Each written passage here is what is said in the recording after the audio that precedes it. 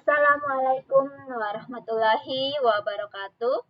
Selamat pagi anak-anak, semoga kalian selalu sehat, selalu dalam lindungan Allah Subhanahu wa Ta'ala. Dalam pertemuan kita kali ini, Ibu akan menjelaskan materi tentang dongeng. Tapi sebelum kita masuk ke materi kita, marilah alangkah baiknya kita berdoa dulu menurut agama dan kepercayaan masing-masing. Berdoa dimulai.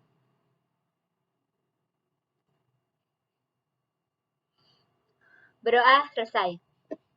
Oke, kita lanjut. Ibu akan jelaskan materi tentang dongeng. Menurut Ibu, kalian sudah tidak asing lagi sama yang namanya dongeng. Kenapa? Karena dongeng sudah sering kalian dengar. Dan Ibu akan coba jelaskan materi dongeng dalam bentuk bahasa Sunda dan akan Ibu terjemahkan juga dalam bentuk bahasa Indonesia ya. Oke, dongeng. Dongeng nyaeta carita balarea hartina carita nu dicaritakeun ku nenek moyang sacara turun-temurun secara lisan jeung teu kenyahoan saha pangarangna. Jadi, dongeng itu adalah cerita tradisional yang diceritakan turun-temurun oleh nenek moyang kita. Dan dongeng juga diceritakan secara lisan dan tidak diketahui siapa itu pengarangnya. Jadi dongeng itu memang pada awalnya diceritakan melalui lisan secara turun-temurun. Itu yang sering kita dengar tentang dongeng. Gitu ya. Jadi memang dongeng itu sering sekali diceritakan. Setelah tentang dongeng atau setelah Ibu menjelaskan dongeng, Ibu di sini akan coba menjelaskan tentang golongan-golongan dongeng.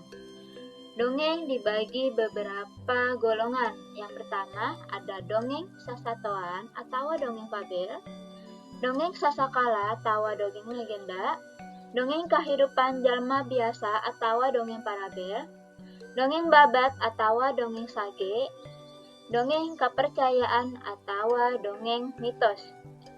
Aya 5 dongeng-dongeng. Dan Ibu ayeuna bade ngajelaskeun naon eta dongeng-dongeng tersebut. Nu kahiji dongeng sasatoan atau dongeng fabel. Dongeng sasatoan nyaeta dongeng anu palakuna sasatoan atau dongeng sasatoan itu adalah dongeng yang pelakunya adalah seekor binatang. Contohnya dongeng tentang si kelinci dan si kura-kura. Yang kedua adalah dongeng sasakala atau dongeng legenda. Nyaeta dongeng anu isina nyaritakeun asal muasal kejadian hiji tempat. Jadi dongeng sasakala itu nyaeta dongeng legenda yang menceritakan tentang kejadian suatu tempat.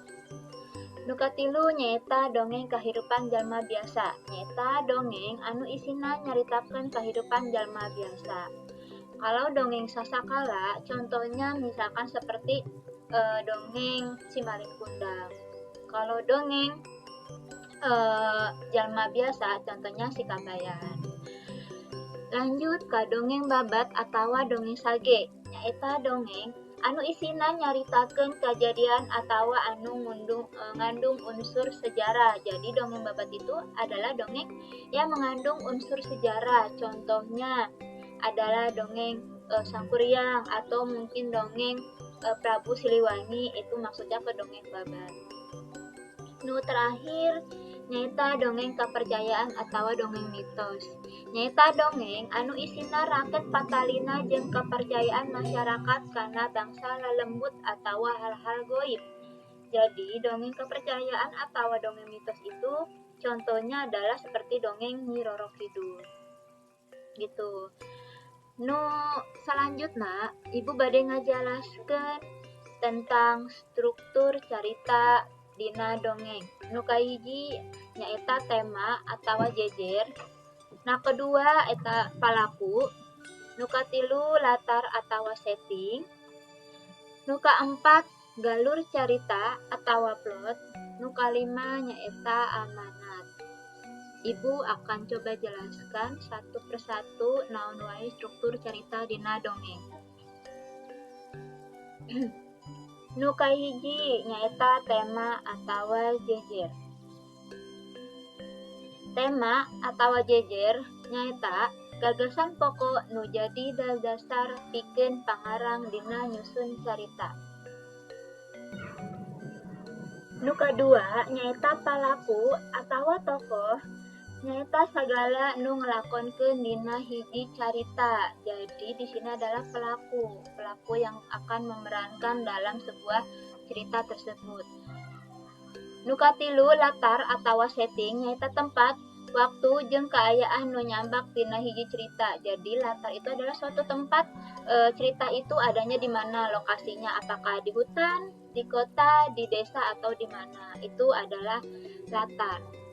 Nu kaopat nyaeta galur carita atawa plot. Nyaeta runtuyan kejadian nu miboga hubungan sebab akibat. Jadi maksudnya adalah alur itu mempunyai rangkaian kejadian yang memiliki hubungan sebab akibat. Nu terakhir nyaeta amanat. Nyaeta ajaran atawa pesan didaktis nu ditepikeun ku pangarang dina hiji carita. Jadi amanat itu adalah pesan yang akan disampaikan oleh si pengarang kepada yang membaca cerita tersebut ataupun dongeng tersebut. Itu penjelasan dari struktur cerita pada dongeng. Lalu selanjutnya ibu bade ngejelaskan hal-hal nu kudu diperhatikeun dina dongeng. Nu kahiji, apalkeun heula dongeng atawa baca heula dina jero hate. Nu kadua, pengetan unsur-unsur atawa struktur caritana. Nu katilu, apalkeun jalan ceritana supaya nalika prangadongeng teu rarandegan. Nu kaopat, maca dongeng dina macana ulah arep-arepen. Nu kalima nyaeta bedakeun mana bagian dibuka atawa prolog, bagian isi, jeung bagian panutup atawa epilog.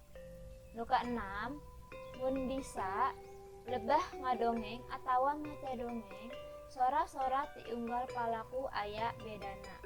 Rarandeganana kudu jelas serta kudu kagambar nada omonganana. Contohna suara ambek, suara sedih atawa suara gembirana. Nu katujuh, kudu puguh lentong jeung volume sorana. Ya, tadi adalah hal-hal yang harus kita perhatikan dalam bentuk bahasa Sunda. Di sini Ibu akan jelaskan dalam bentuk bahasa Indonesianya. Yang pertama, hafalkan dahulu dongeng atau baca dahulu di dalam hati. Yang kedua, perhatikan unsur-unsur atau struktur ceritanya. Yang ketiga, hafalkan jalan ceritanya agar dalam mendongeng tidak grogi. Yang keempat, baca dongeng, dalam membacanya jangan sampai gugup. Yang kelima, bedakan mana bagian pembuka atau prolog, bagian isi, dan bagian penutup ataupun epilog. Selanjutnya, bagian keenam, kalau bisa, dalam mendongeng atau membaca dongeng, suara-suara setiap pelaku ada bedanya, harus jelas, serta harus kegambar nada bicaranya. Contoh, nada suara atau nada bicara saat ngambek, saat sedih, atau saat gembira. Dan yang ketujuh adalah harus jelas nada dan volume suaranya. Itulah beberapa materi yang Ibu sampaikan tentang dongeng. Mudah-mudahan dapat dimengerti oleh kalian semua. Sampai sini dulu penjelasan dari Ibu tentang materi dongeng. Ibu akhiri, wabillahi taufiq wal hidayah. Wassalamualaikum warahmatullahi wabarakatuh.